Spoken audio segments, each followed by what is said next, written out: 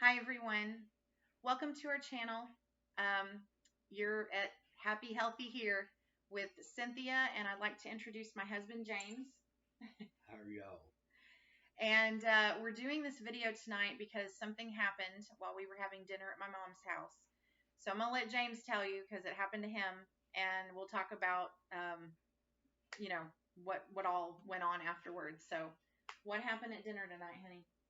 Well, we got there and I sit at the table with Pete, my father-in-law, and Garrett, my son, and we were eating shrimp gumbo. I finished a bowl of gumbo and got two small pieces of watermelon, and I ate one, and I was finna start the other one, and I got real sweaty. I got the feeling I wasn't feeling bad, just a dead sweat.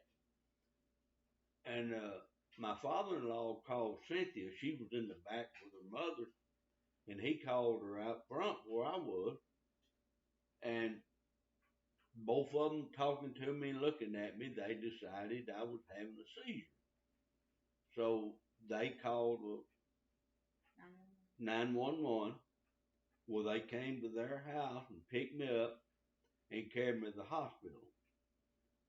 And they run all the tests on me, took my sugar, my blood pressure, took a EKG, was it? I believe. it was an MRI. No, I'm sorry. It was a CAT scan. It was a CAT scan. Took that, and everything come out perfect.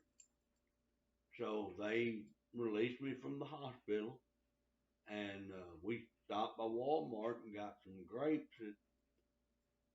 I cheated the other day. I was in Walmart shopping for my fruit, and we saw these strange looking grapes.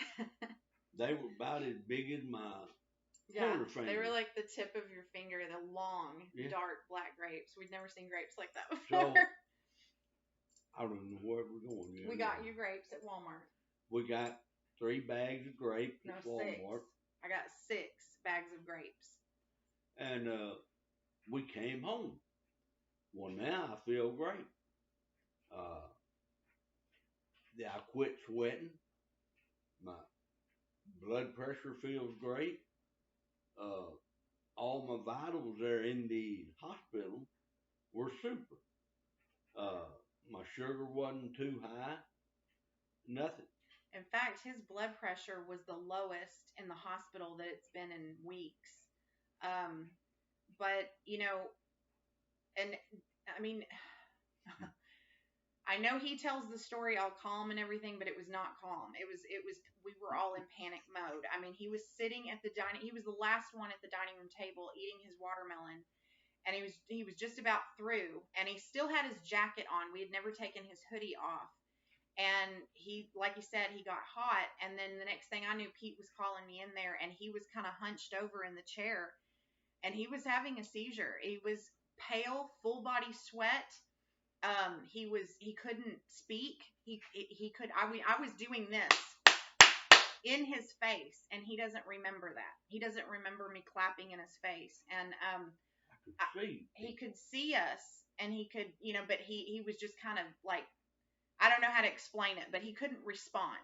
Okay, he knew what was going on and he could see, but he couldn't respond.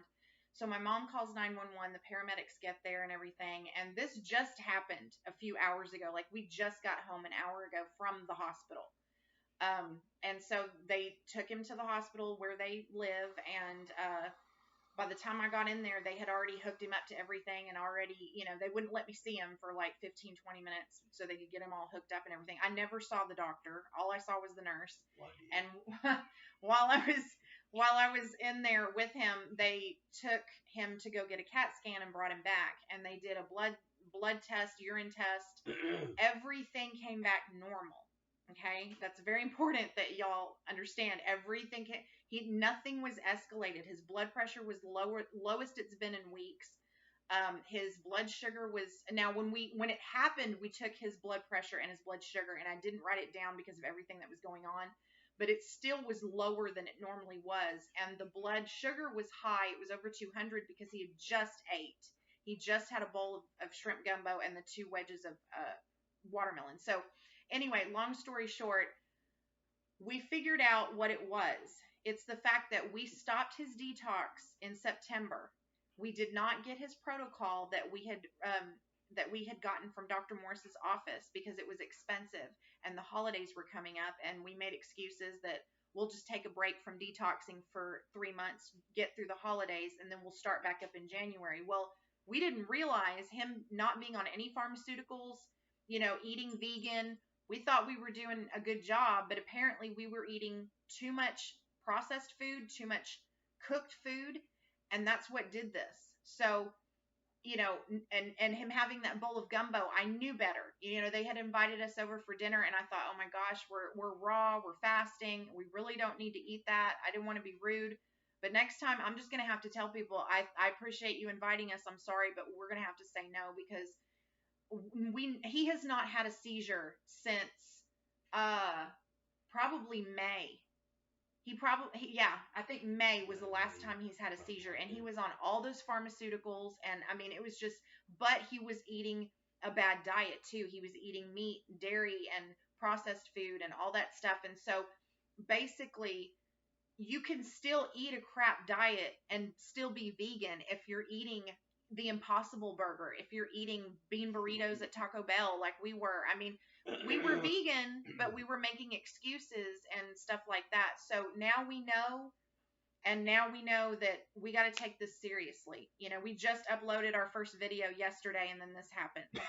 So like I said, we're going to be real. We're going to put everything out there, everything that happens to him. I took some videos at the hospital, which I will upload on the channel as well.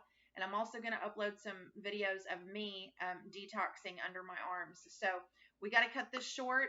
Namaste. Thank you all. We appreciate you for visiting our channel. We hope this helps somebody. We love you all. And we just hope that we can save lives with this detox journey. So stick with us, because this is going to be a very interesting ride.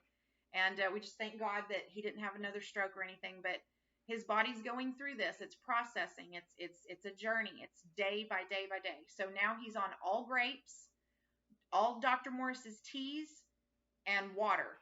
And that's it until we can get his protocol ordered next week. So much love to all of you. Thank you for watching. Thank you for supporting us. Subscribe to our channel, and we will be uploading videos regularly as things go on. I've got a short story of my stay in the hospital, the one I just had. Oh, yeah, he had a little conversation with a female doctor.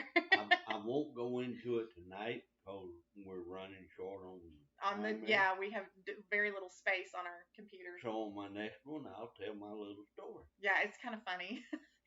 I'll put it to you this way, he didn't know she was the doctor. The doctor didn't see the humor in it. Yeah, but anyway, thank you all for watching, and he's fine, he's good, he's here. We had a little scare, but he's good. So we're going to take this more seriously. It was a wake-up call, and we just thank you all for supporting us. And of course, first person I called was Deb. She's been there for us. She'll always be there for us. I'm so grateful we have her.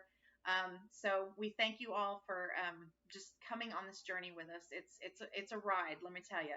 It's never a dull moment with this one here. I love you, honey. We do. We love each other a lot. So thank you all. Namaste. Good night.